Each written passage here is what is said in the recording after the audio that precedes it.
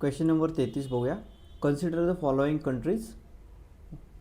1 Armenia, 2 Azerbaijan, 3 Kazakhstan, 4 Pakistan, 5 Turkmenistan, 6 Uzbekistan. How many of the over mention countries share land border with the Iran. बघा आता हा question जो आहे ना, हा इराण आणि यू एसचं जे वॉर चालू होतं तर करंट बेस लिंक करून जॉग्राफी मॅप बेसिंग क्वेश्चन आहे. हा मॅप बेस्ड क्वेश्चन आहे. तर ह्याच्यामध्ये इराणच्या बाउंड्रीवरती कोणत्या कोणत्या कंट्रीज आहेत ते विचारलेलं आहे.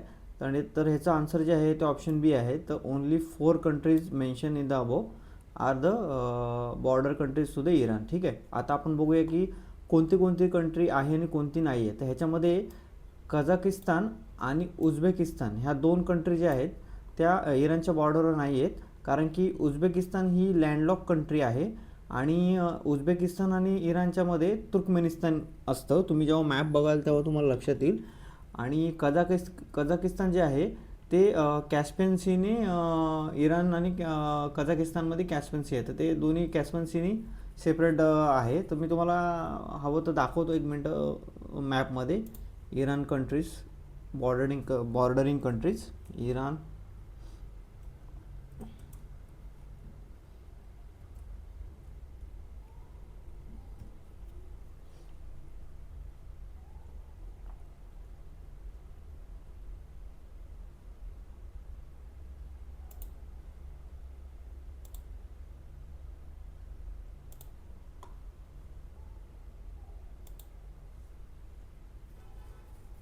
हां, तर हे पहा इथं आता इराणचा मॅप आलेला आहे. आता आपण चेक करूया की त्याच्या बॉर्डरला कुठली कुठली कंट्री आहे.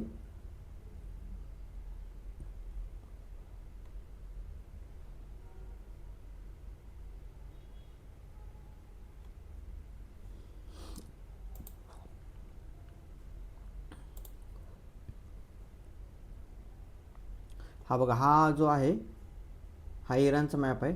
तर आता आपण बघितलं की अफगाणिस्तान आहे इराणच्या बॉर्डरवर, त्याच्यानंतर इराक आहे, अझरबैजान आहे, इथे इथे दिसते ना, नंतर तुर्कमेनिस्तान आहे. आता फक्त ह्याच्यामध्ये कोणतं नाही आहे हे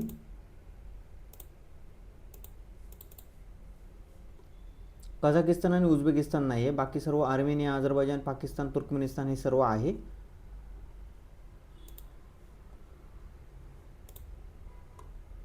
हे बघा इथं पण दिसते तुर्कमेनिस्तान बॉर्डर आहे, अफगाणिस्तान आहे, पाकिस्तान आहे. इकडे खाली जी आहे इथे तुम्हाला दिसते ही जे स्ट्रेट ऑफ हॉर्मुज आहे. त्याच्यानंतर सौदी अरेबिया आणि इराणच्या मध्ये हे जे आहे, ठीक आहे, इथून सर्व ऑइल ट्रेड होतो most of the 90% of the world. ठीक आहे. नंतर इकडे इराक आहे, इकडे टर्की आहे, अझरबैजान आहे आणि अर्मेनिया आहे. ठीक आहे ना. हे आपण आता मॅपमध्ये बघितलं. आता आपण क्वेश्चनकडे येऊया परत. Question number 34. तर हा जो क्वेश्चन होता 33 नंबरचा, हा मॅप बेस्ड क्वेश्चन जॉग्राफी आहे आणि करंटला लिंक करून विचारलेला आहे. ठीक आहे. तर हा एक्सपेक्टेड क्वेश्चन आता UPSCमध्ये विचारतील, परंतु UPSCने हा विचारला नाही, UPSCने वेगळा विचारलेला आहे. ठीक आहे. आता आपण एक क्वेश्चन नंबर 34 बघूया. Consider the following statements regarding Portuguese governor Alfonso de Albuquerque. तर हा जो जेव्हा भारतामध्ये पोर्तुगीज आले होते त्यावेळेस जे काही पोर्तुगीज गव्हर्नर होते त्याच्यामध्ये वेगवेगळे होते. तर ते अल्फान्सो दे अल्बुकर्क्यू जो आहे त्याच्या टाईममध्ये हे ते 4 स्टेटमेंट दिले आहेत. तर आपल्याला ओळखायचं आहे की कोणतं स्टेटमेंट आहे ते बरोबर आहे आणि मार्क करायचे. तर पहिलं स्टेटमेंट आहे, he abolish the practice of sati in the territories under the Portuguese control of India. बघा आता तुम्हाला ही ॲबॉलिश केलेलं आहे तिने सती प्रॅक्टिस. त्याच्या अगोदर तुम्हाला ही सती प्रॅक्टिस काय असते हे खूप माहीत असणं खूप महत्त्वाचं आहे. ह्याच्यामध्ये कोणाकोणाचा महत्त्वाचा रोल आहे तर राजाराम मोहन रॉय असेल. मग त्याच्यानंतर ही जी सती प्रॅक्टिस जी ॲबॉलिश केली तो कुठला व्हाईसरॉय होता ते मला कमेंटमध्ये तुम्ही सांगा. ठीक आहे ना. अशा प्रकारे हा पोर्तुगीज गव्हर्नर जो आहे अल्फान्सो दी अल्बुकर्क्यू ह्याचा पण रोल आहे त्याच्यामध्ये. तर हे पहिलं स्टेटमेंट बरोबर आहे. त्याच्यानंतर he captured Goa from the sultan of Bijapur in 1510 and made it a principal centre of Portuguese power in India. आता हे स्टेटमेंटसुद्धा करेक्ट आहे. त्यांनी गोवा जे आहे ते बिजापूरचा सुलतान आहे त्याच्याकडनं कॅप्चर केलं 1510मध्ये आणि त्याच्यानंतर जे मेन सेंटर ते जे आहे जे पोर्तुगीजचं जे पॉवर सेंटर आहे ते त्याच्यामध्ये गोवाला केलं. ठीक आहे. त्याच्यानंतर हे स्टेटमेंटसुद्धा बरोबर आहे. स्टेटमेंट 3 बघूया. He shifted the headquarter of the Portuguese administration in India from Cochin to Goa. तर हे जे आहे ना, हे स्टेटमेंट जे आहे हे बरोबर आहे, पण हे स्टेटमेंट जे आहे ते अल्फॉन्सो दे अल्बुकर्कने केलेलं नाही आहे. तर हे 1530मध्ये जो अल्फॉन्सो दे अल्बुकर्क नंतर जो आला ना निनादो कुना, त्यांनी ते केलेलं आहे. त्यामुळे हे स्टेटमेंट जे दिलेलं आहे हे रॉंग आहे. तर क्वेश्चन स्टेटमेंट 4 बघूया. He introduce the blue water policy which emphasise Portuguese naval supremacy in the Indian Ocean. ठीक आहे. तर तुम्हाला ब्लू वॉटर पॉलिसी काय आहे, तर त्याच्यामध्ये कोण कोण आहे हे सुद्धा तुम्हाला, म्हणजे कोणाकोणामध्ये होती तर हे तुम्हाला माहीत असलं पाहिजे. तर हे स्टेटमेंटसुद्धा अल्फॉन्सोनी केलेलं नाही आहे. ब्लू वॉटर पॉलिसी ही फ्रान्सिस्को दे अल्मेडाने केलेली आहे. हां, तर त्याच्यामुळे हे चौथं स्टेटमेंट पण चुकीचं आहे. तर ह्याचं आन्सर जे आहे option number B 1 and 2 only. आता हा क्वेश्चन जो आहे हा मॉडर्न हिस्ट्रीचा क्वेश्चन आहे. म्हणजे मॉडर्न हिस्ट्रीच्या अगोदर जे मेडावल हिस्ट्रीमध्ये जे काही फॉरेन पॉवर्सच्या इंडियाकडे आल्या होत्या त्या टाईममध्ये जी पोर्तुगीज पॉवर ज्या सेंचुरीमध्ये आली होती त्या 16th सेंचुरीचा हा क्वेश्चन आहे. म्हणजे तुम्ही असं समजा की मेडावल इंडियामध्ये हा क्वेश्चन आहे, मेडावल इंडियाचा हा पार्ट आहे. आता क्वेश्चन नंबर 35 बघूया. The Vaikom satyagraha 1924 launch in Kerala primarily aimed at. Option A securing representation for depress classes in legislature. तर ह्याचा आन्सर जे आहे ते ऑप्शन बी आहे. Opening Hindu temples and public roads around them to the untouchables. ठीक आहे. तर वायकॉम सत्याग्रह जो झाला होता 1924ला केरळामध्ये, अशाच पद्धतीने महाराष्ट्रामध्ये सुद्धा काळाराम मंदिर टेम्पल जी मुवमेंट डॉक्टर बी आर आंबेडकरनी 1927ला जी केली होती त्या पद्धतीने वायकॉम सत्याग्रहसुद्धा झाला होता. तर हा सत्याग्रह कसा होता, तर हा नॉन व्हायलंट होता. ह्याच्यामध्ये त्यावेळेसचं जे प्रिन्सली स्टेट होतं ट्रॅव्हनकोर त्याच्या अंडर हे येत होतं. आणि ह्याच्यामध्ये महत्त्वाचे लीडर्स कोण होते, ते के कल्लप्पन होता, त्याच्यानंतर टी के माधवन आणि के पी के मेनॉन असे महत्त्वाचे लीडर ह्याच्यामध्ये होते. ठीक आहे. आता ऑप्शन नंबर जे आहे डी बघूया. Demanding a separate electorate for backward community. तर ही जी डिमांड आहे ही राऊंड टेबल कॉन्फरन्समध्ये जी आहे ती केली होती 1930 ते ज्या राऊंड टेबल कॉन्फरन्स झाल्या होत्या 1, 2, 3 त्याच्यामध्ये नंतर पुन्हा पॅक्ट साईन झाला महात्मा गांधी आणि बी आर आंबेडकर यांच्यामध्ये. तर हे सुद्धा तुम्हाला माहीत पाहिजे. क्वेश्चन नंबर 36 बघूया. हा कम्प्लीट क्वेश्चन जो आहे हा मॉडर्न हिस्ट्रीचा क्वेश्चन आहे. ठीक आहे. आता ह्याच्यामध्ये क्वेश्चन नंबर 36 बघूया. Consider the following statements regarding the foreign travellers associated with the medieval India. तर हा एक जो क्वेश्चन आहे फॉरेन ट्रॅव्हलर्स मेडायवल इंडियाचा, तर असे जे फॉरेन ट्रॅव्हलर्स होते जे एन्शियंटपासून जे आपल्या इंडियाकडे जे अट्रॅक्ट होत होते, जे इंडियाला स्टडी करायला किंवा असे ट्रॅव्हल करण्यासाठी ते फिरत यायचे, तर त्याच्याबद्दल हे तुम्हाला माहीत पाहिजे की कुठल्या सेंचुरीमध्ये कुठला जो ट्रॅव्हलर आला होता. ह्या क्वेश्चनमध्ये काय विचारलं आपण बघूया. स्टेटमेंट 1मध्ये दिले Al Biruni's Kitab ul Hind was written in Arabic and presents a comparative study of Indian society religion and philosophy. हे स्टेटमेंट एकदम बरोबर आहे, कारण की जो अल बिरुनी आहे तो त्याची एक किताब होती किताब उल हिंद, तर ती कुठल्या लँग्वेजमध्ये होती, ती अरेबिक लँग्वेजमध्ये होती. कुठल्या लँग्वेजमध्ये, अरेबिक लँग्वेजमध्ये. आणि त्यांनी जी स्टडी केली होती तर ती कंपॅरेटिव्ह स्टडी कुठली होती, इकडची सोसायटी कशी आहे, रिलिजन कसं आहे, फिलॉसॉफी कशी आहे. तर हे स्टेटमेंट बरोबर आहे. आता स्टेटमेंट 2मध्ये बघूया. Ibn Batuta serve as a qazi under the Mohammed bin Tughlaq as described and describe the postal communication system of the Delhi Sultanate. हां, तर मोहम्मद बिन तुगलकचा जो पिरियड आहे तो तुम्हाला माहीत असलं पाहिजे. आणि त्या टाईममध्ये इब्न बतुता ह्याची जी रिहला जर्नी होती त्याच्यामध्ये त्यांनी मेन्शन केलेलं आहे तर की तो मोहम्मद बिन तुगलकच्या टाईममध्ये काझी म्हणून तो सर्व केलेला आहे त्यांनी. आणि त्यांनी ही पोस्टल जी कम्युनिकेशन सिस्टीम होती, ठीक आहे, तीसुद्धा त्याच्या टाईमची आहे. त्यामुळे हे स्टेटमेंटसुद्धा बरोबर आहे. आता तिसरं बघूया. हा फ्रँकोइस बर्नियर जो आहे visited India during the rain of Akbar and was closely associate with his court. Okay, तर ह्या स्टेटमेंटमध्ये दिलं आहे की हा फ्रँकोइस बर्नियर जो आहे हा हा एक तर पहिले तर हा फ्रेंच ट्रॅव्हलर होता आणि तो अकबरच्या टाईममध्ये नव्हता आला, तर तो सेवन्टीन सेंचुरीमध्ये शहाजहा आणि औरंगजेबच्या टाईममध्ये आला होता. त्यामुळे हे स्टेटमेंट चुकीचं आहे. इथे अकबर असल्यामुळे हे चुकीचं आहे. इथे शहाजहा आणि औरंगजेब असलं पाहिजे होतं. त्याच्यामुळे ऑप्शन ए ह्याचा आन्सर आहे 1 and 2 ओनली. ठीक आहे, आता हा क्वेश्चन 37 बघूया. Consider the following pairs related to the revolutionary movement in India before the First World War. How many of the pairs given are correctly match. तर ह्याच्यासाठी तुम्हाला पहिले फर्स्ट वर्ल्ड वॉरचं पिरियड माहीत असला पाहिजे, कधी झाला होता आणि त्याच्यामध्ये कोण कोण होतं, अलाइड पॉवर्स होत्या कोण होतं, त्याच्यामध्ये कोणाचं म्हणजे एंड कसा झाला त्याचा, ह्या सर्व गोष्टी तुम्हाला माहीत पाहिजे. मग आता आपण बघूया की क्वेश्चनमध्ये काय विचारले. तर इथे पहिले त्यांनी दिले रिव्होल्युशनरी ऑर्गनायझेशन आणि पब्लिकेशन आणि असोसिएट पर्सनॅलिटी. तर त्याच्यामध्ये त्यांनी 4 ऑर्गनायझेशन दिलेले आहेत आणि 4 पर्सनॅलिटी दिलेल्या आहेत आणि त्याच्यामध्ये कुठली पेअर करेक्ट आहे तर ते पाहायचं आहे. तर पहिली पेअर दिले अनुशीलन समिती, त्याला व्ही डी सावरकर दिलेलं त्यांनी, पण ते व्ही डी सावरकर तर अभिनव भारतचं आहे. अभिनव भारत जे रिव्होल्युशनरी जे आहे ते व्ही डी सावरकरनी केलं होतं, त्यामुळे हे रॉंग आहे.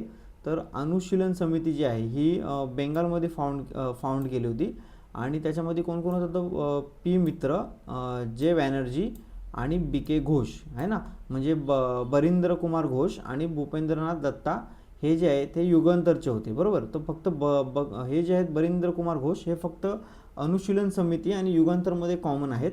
ठीक आहे, तर ते सुद्धा आपण बघूया की युगांतर जी आहे, युगांतर हा जो न्यूजपेपर आहे हा बेंगॉलमध्ये स्टार्ट झाला होता 1906मध्ये आणि ह्याची पेअर दिलेली आहे बी के घोष आणि भूपेंद्रनाथ दत्ता. ही जी पेअर आहे ही करेक्ट आहे. आता तिसरी पेअर बघूया. India house London 1905, Shyamji Krishna Verma. तर बरोबर आहे. तर इंडिया हाऊस जे आहे 1905मध्ये श्यामजी कृष्ण वर्मांनी ते लंडनमध्ये हे केलं होतं, त्याच्यामुळे ही पेअर पण बरोबर आहे. आता चौथी पेअर बघूया. अभिनव भारत. चौथी पेअर अभिनव भारत दिलेली आहे, त्याच्यासमोर दिलेले लाला हरदयाल. तर अभिनव भारत आपण आत्ताच बघितलं की व्ही डी सावरकर आहेत.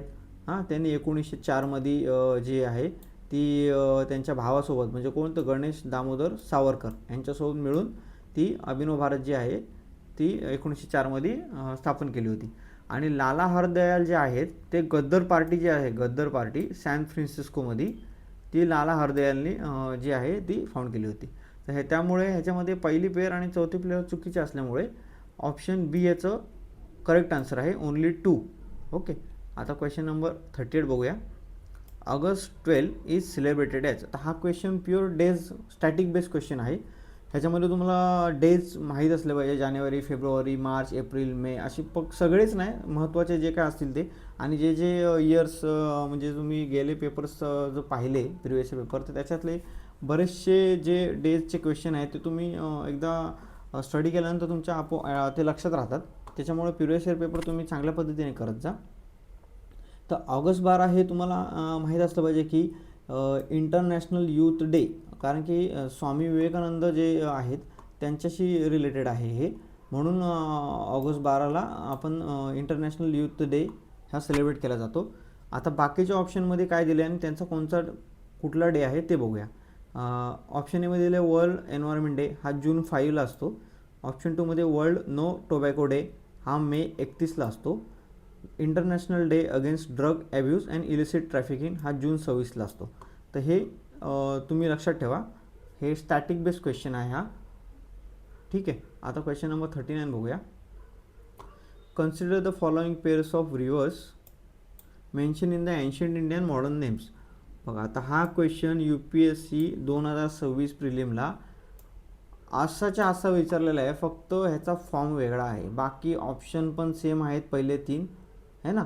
मी एक व्हिडिओ बनवला ह्याच्या अगोदरसुद्धा, तो तुम्ही व्हिडिओ जो आहे तो बघा. त्याच्यामध्ये मी 2 क्वेश्चन, एक UPSC प्रिलिममध्ये आलेले 2026मध्ये GS आणि CSETचे 2 क्वेश्चन जशा तसे आलेले आहेत SIACच्या पेपरमध्ये. त्यामुळे जे काही लेटेस्ट पेपर होतात ते तुम्ही व्यवस्थित केले पाहिजे. प्रिवियस इयर पेपर ॲटलिस्ट ते तरी तुम्ही सॉल्व केले पाहिजे. बाकीचं तर तुम्ही रिवाईज करतच असता, नोट्स वाचतच असता, पण त्यासोबत हे पेपरसुद्धा सॉल्व केले पाहिजे, प्रिवियस इयर पेपर.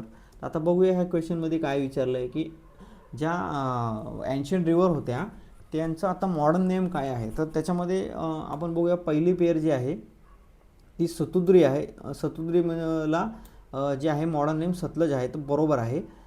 वितस्ता दिलेलं आहे 4 नंबरला, ते पण झेलम आहे, ते बरोबर आहे. फक्त इथे बघा पुरुषिनीला चेनाब दिले, अस्किनीला रावी दिले, पण तसं नसून ते पुरुषिनीला रावी आहे, पुरुषिनी आत्ताची रावी आहे आणि अस्किनी जी आहे ती आत्ताची चेनाब आहे. ठीक आहे ना, मॉडर्न टाईममध्ये हे असं हे दिलेलं आहे. तर ह्याच्यामुळे which of the correctly match the option C 1 and 4 only. आता ह्याच्यामध्ये एक्स्ट्रा इन्फॉर्मेशन काय आहे, तर हे दोन तुम्हाला माहीत असलं पाहिजे. ह्या दोन रिवर, सिंधूला आत्ता इंडस म्हणलं जातं आणि विपाशाला बियास म्हणलं जातं. ठीक आहे, तर अशा पद्धतीने हा रिव्हरचा क्वेश्चन आहे. ह्याच्या अगोदर का आपण ट्रिब्युटरीजचा रिव्हरचा क्वेश्चन बघितला पेनिन्सुलर इंडियामधला. ठीक आहे, आता क्वेश्चन नंबर 40 बघूया. With reference to social structure of the Vijayanagara empire consider the following pairs. आता जे सोशल स्ट्रक्चर होतं, जे ऋग्वेदमध्ये मेन्शन होतं, तशा पद्धतीने विजयनगरामध्ये पण एक स्ट्रक्चर होतं. तर ते काय होतं, त्याच्यामध्ये काय दिलेलं आहे पेअर्स, तर ते आपण बघूया. विप्रुलू म्हणजे ब्राह्मिन्स, कैकोलास विवर्स, नटवजती वरू शूद्रास आणि रजतू क्षत्रियास. तर ह्याच्यामध्ये ह्या चारही पेअर दिलेल्या आहेत, त्या चारही पेअर बरोबर आहेत. ठीक आहे, तर हे विजयनगरमध्ये जे एक स्ट्रक्चर होतं सोशल स्ट्रक्चर, त्याच्या बाबतीत विचारलेलं असल्यामुळे हे दिलेल्या सर्व पेअर हे बरोबर असल्यामुळे ऑप्शन ए हा याचं उत्तर आहे. आता हे कुठे आहे, हे सर्व डिटेल्स कुठं मेन्शन केलेले आहेत, तर एक मनुचरितम हे जे आहे ते कोणी लिहिलेलं आहे, तर अल्लासनी पेदान्ना ह्याने लिहिलेलं आहे. त्याच्यामध्ये हे सर्व मेन्शन आहे. आणि हा अल्लासनी पेदान्ना कोण होता, हा कृष्णदेवराय आहे, त्याच्या कोर्टचा पोएट होता. ठीक आहे, तर हा क्वेश्चन विचारलेला आहे. ह्याच्याबद्दल आपण आता बघितलं. आता क्वेश्चन नंबर 41 बघूया. Who among the following has been awarded the 2025 United Nation military gender advocate of the year. हा करंट बेस्ड क्वेश्चन असल्यामुळे याचं ऑप्शन डी उत्तर आहे, मेजर अभिलाषा बराक. हे रिसेंटली न्यूजमध्ये होतं, तुम्ही वाचलं असेल 2025मध्ये.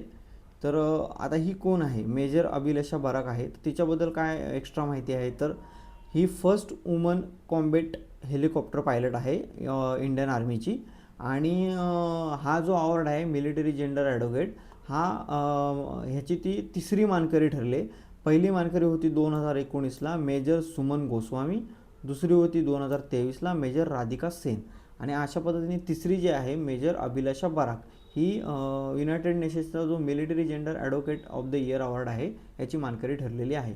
ठीक आहे, आता क्वेश्चन नंबर हा अवॉर्डचा क्वेश्चन आहे करंट बेस. आता क्वेश्चन नंबर 42 बघूया. Consider the following statements regarding quantum technology. हा science and tech related question आहे. बघा आता क्वेश्चन नंबर स्टेटमेंट 1मध्ये दिले, क्वांटम कॉम्प्युटर्स यूज क्यूबिट्स है ना as the basic unit of information unlike classical computer which use binary bits. तर एकदम correct आहे हे सेंटेन्स. त्याच्यामुळे क्वांटम टेक्नॉलॉजी काय आहे हे तुम्हाला माहीत असलं पाहिजे.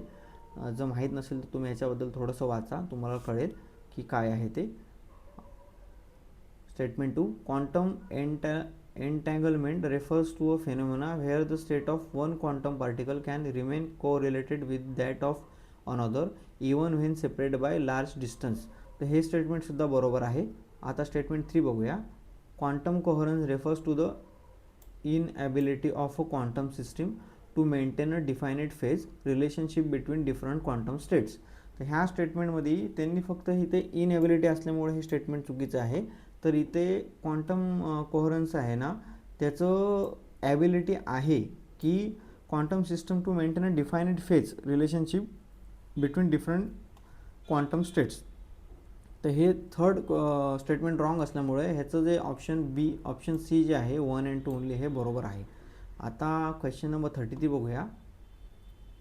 The hope HOPE Himalaya Outpost for Planetary Exploration Analog Mission recently inaugurated by ISRO in Ladakh is primarily intended to.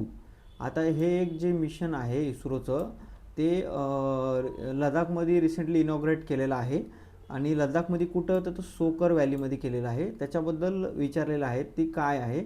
आता हे जे मिशन आहे 31 जुलै 2025ला इनॉग्रेट केलं होतं आणि ऑगस्ट 1 ते ऑगस्ट 10 या कालावधीमध्ये 10 दिवस ते simulate moon and Mars like environmental for space research ह्याच्यासाठी ते तिथे इनॉग्रेट केलं होतं. ठीक आहे. हा क्वेश्चन बघा, हा सायन्स अँड टेकमध्ये येतो. हा पण करंट रिलेटेड क्वेश्चन आहे. आता क्वेश्चन नंबर 44 बघूया.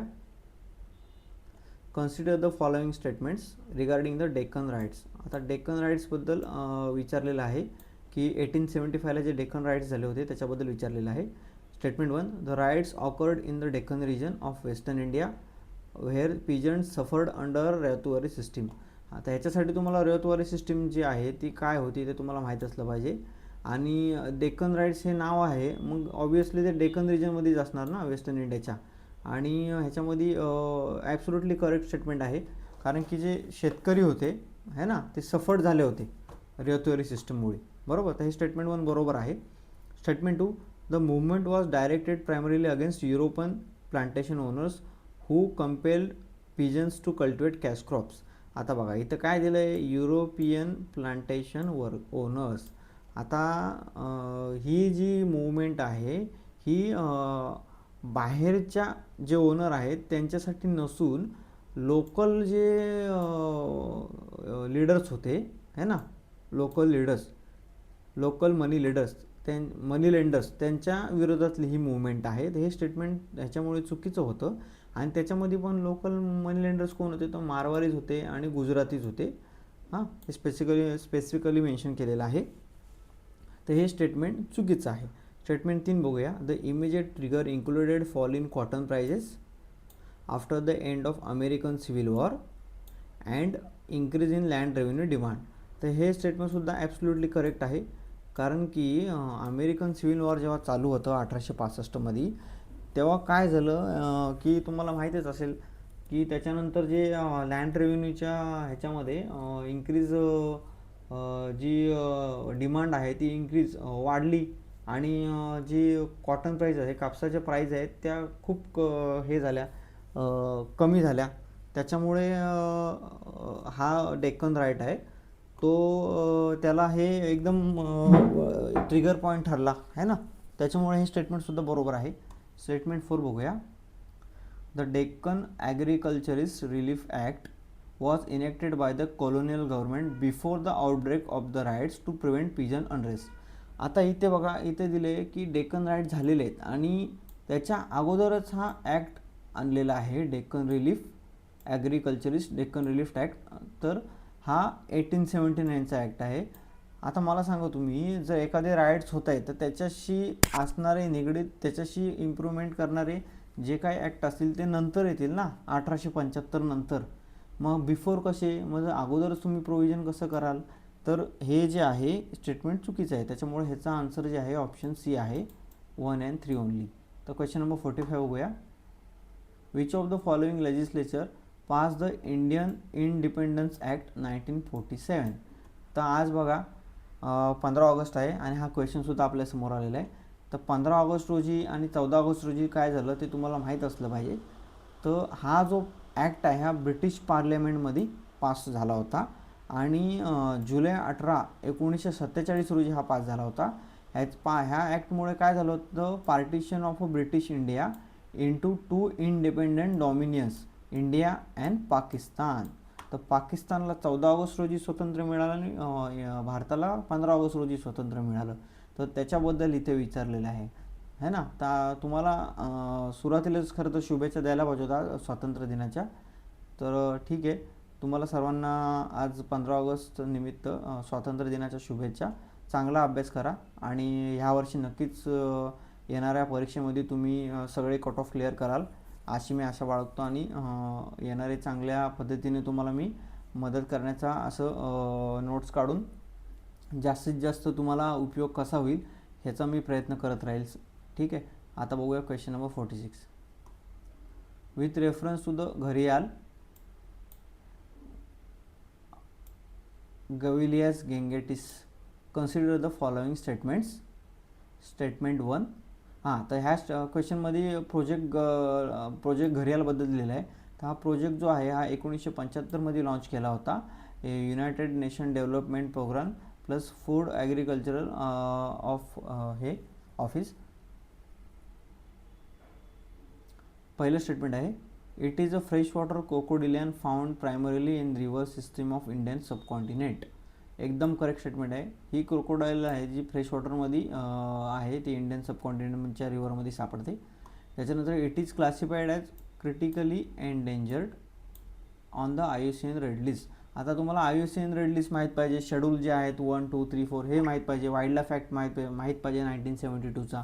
त्याच्यामध्ये ज्या वेगवेगळ्या कॅटेगरीज आहेत रेड लिस्टमध्ये, क्रिटिकली एंडेंजर्ड, डेंजर्ड, अशा एक्सटिंक्ट वगैरे ह्या ज्या कॅटेगरी आहेत 7-8 ते तुम्हाला माहीत पाहिजे. तर ह्याची जी कॅटेगरी आहे क्रिटिकली एंडेंजर्ड ही एकदम बरोबर आहे. तर हे स्टेटमेंट 2 सुद्धा बरोबर आहे. Adult gharials are primarily fish eating and possess a long narrow snout adapted for this purpose. तर एकदम तुम्ही जर ह्याचा फोटो बघितला, तुम्ही जर फोटो म्हणण्यापेक्षा तुम्ही जर ही एखादी तुम्हाला कधी अपॉर्च्युनिटी मिळाली तर घरियाल बघायची जर अपॉर्च्युनिटी मिळाली तर तुम्ही बघाल की त्याचं जे तोंड आहे ते नॅरो आहे आणि नॅरो स्नाउट आहे. तर ते कशासाठी आहे तर ते फिश खाण्यासाठी आहे आणि हे पण स्टेटमेंट बरोबर आहे. स्टेटमेंट 4 बघूया. The national Chambal sanctuary spread across Rajasthan, Madhya Pradesh, 3 state दिलेले आहेत. राजस्थान, मध्य प्रदेश आणि उत्तर प्रदेश है ना. Is one of the most important habitat of the conservation of the gharials in India. तर हे स्टेटमेंट सुद्धा बरोबर आहे. त्यामुळे ह्याचा ऑप्शन डी आन्सर आहे 1, 2, 3, 4. क्वेश्चन नंबर 47 बघूया. With reference to the Sangam age the term adimai refers to.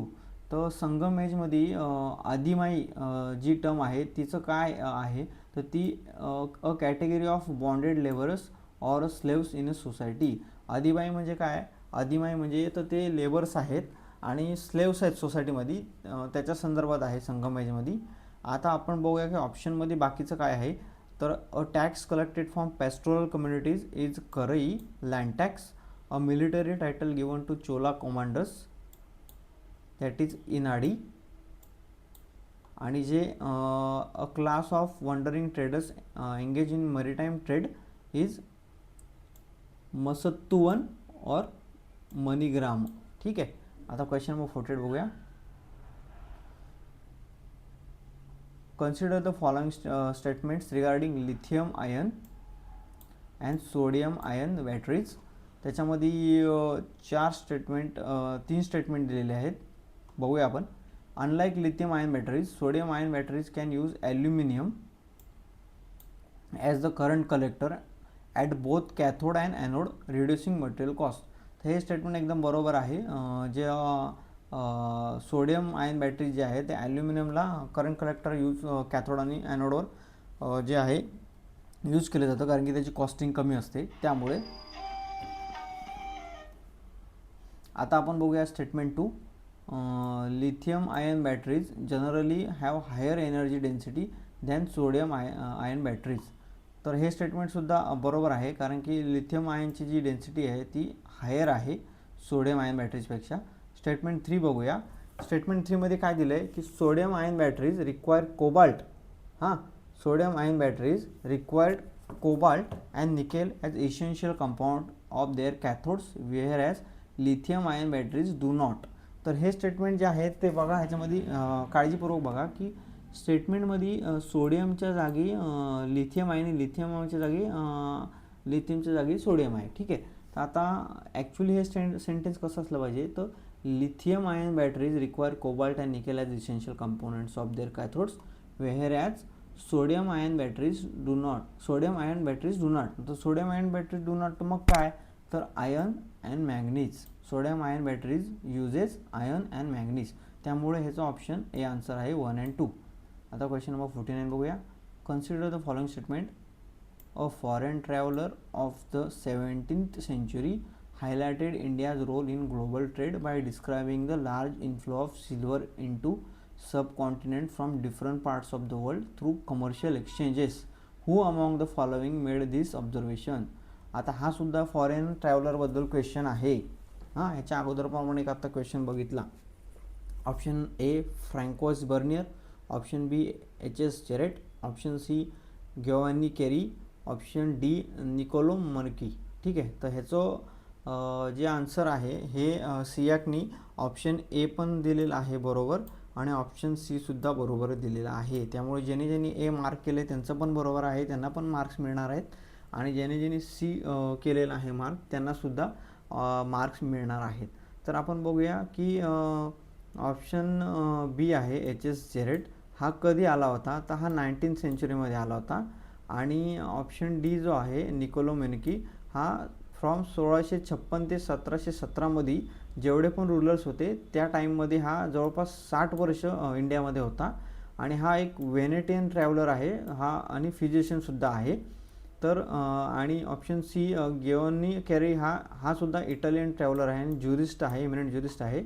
हा कॅश आणि सिल्वर ह्यांचे जे ट्रान्झॅक्शन आहेत इंडियामधले त्याच्याबद्दल खासकर ह्यांनी जे आहे ते ऑब्झर्व केलेलं आहे. त्याच्यामुळे ह्याचं आन्सर जे आहे ऑप्शन ए आणि ऑप्शन सी दोन्ही बरोबर आहे आणि हे 17th सेंचुरीचा विचारलेला आहे. ठीक आहे, आता क्वेश्चन नंबर 50 बघूया. लास्ट क्वेश्चन ऑफ दिस सियाक paper GS section. Consider the following statement regarding black holes and gravitational waves. Statement 1.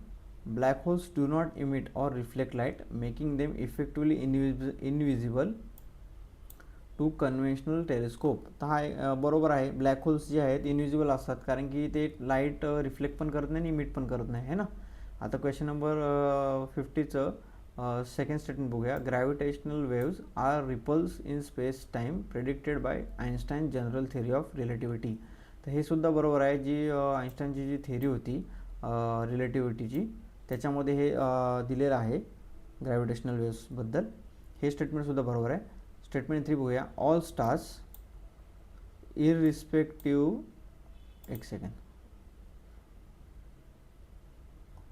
Of their mass and their life cycle as black holes after the supernova explosion. तर इथे बघा हा all जो आहे extreme keyword आहे.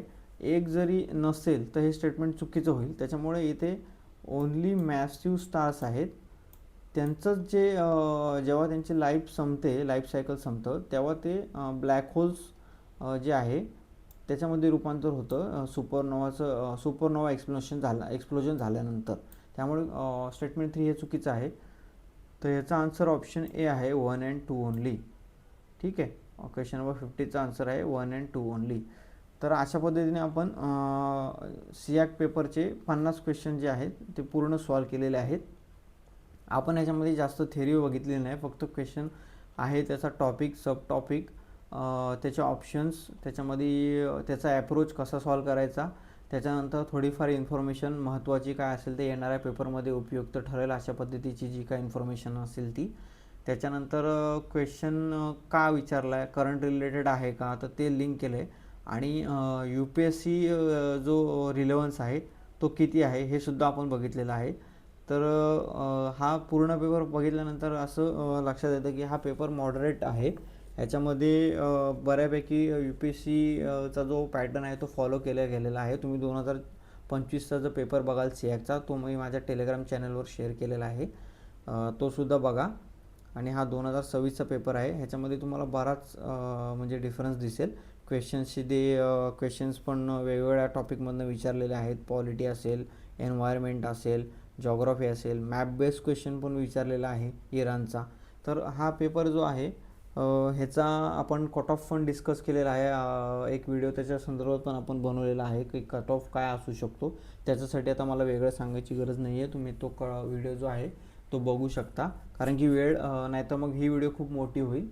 ठीक आहे, आपण आता काय करूया, जसं की फायनल आन्सर की आलेली आहे. आता काही दिवसामध्ये येणाऱ्या आठवड्यामध्ये, पुढच्या आठवड्यामध्ये किंवा त्याच्या पुढच्या आठवड्यामध्ये जेव्हा इंटरव्ह्यूसाठी कॅन्डिडेट्सला क्वालिफाय केलं जाईल त्यावेळेस आपण पुढची जी काय आपली प्लॅन असेल तो आपण डिस्कस करणार आहोत. आणि इंटरव्ह्यूमध्ये जे कोण सिलेक्ट होतील त्यांना तुम्ही हा नक्की व्हिडिओ शेअर करा. त्यांच्यासाठी आपण टेलिग्राम चॅनलसुद्धा काढलेलं आहे. तिथे आपण सगळं त्यांना गायडन्स करणार आहोत. तर कशा पद्धतीने आणि पॅनल कसं असतं, किती जण असतात, आपण हे सर्व इंटरव्ह्यू किती वेळ चालतो हे सर्व डिस्कस करणार आहोत.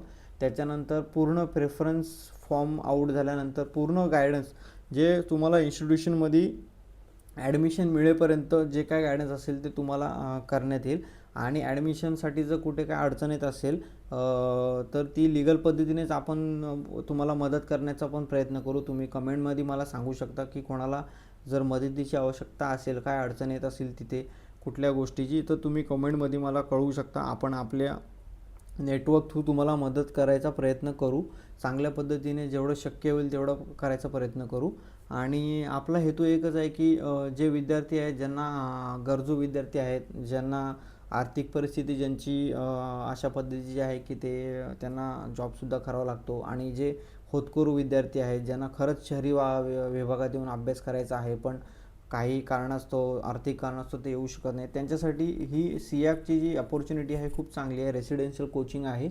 आपण त्याच्यानंतर जे इन्स्टिट्यूट आहेत, नागपूर असेल, मुंबईचं सियाक असेल, त्याच्यानंतर अमरावतीचं असेल, अशा पद्धतीने कोल्हापूरचं असेल, असे जे काही इन्स्टिट्यूट आहेत 8 ह्याच्यामध्ये ॲडमिशनसाठी, ते सर्व आपण पाहणार आहोत. त्यांचे रिव्ह्यूसुद्धा पाहणार आहोत की कुठलं इन्स्टिट्यूट तुमच्या फायनल एकदा मेरिट लिस्ट आली त्याच्यानंतरसुद्धा आपण डिस्कशन करू की तुमच्या स्कोरनुसार तुम्ही कुठलं प्रेफरन्स पहिलं दिलं पाहिजे, जेणेकरून तुम्हाला ते इन्स्टिट्यूट मिळेल. मग राऊंड असतात, राऊंड 1, 2, 3, तर त्या राऊंडमध्ये कुठल्या राऊंडमध्ये तुम्ही तुमचं जर प्रेफरन्स तुम्हाला मिळाला नाही तर सेकंड राऊंडमध्ये जायचं का नाही, हे सर्व आपण गायडन्स करणार आहोत.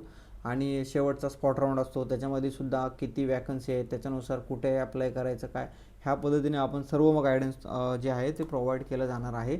आपल्या टेलिग्राम चॅनलवरती ही PDF मी शेअर करत आहे, केलेली आहे. तुम्हाला हवी असेल तर तुम्ही तिथेसुद्धा चेक करू शकता.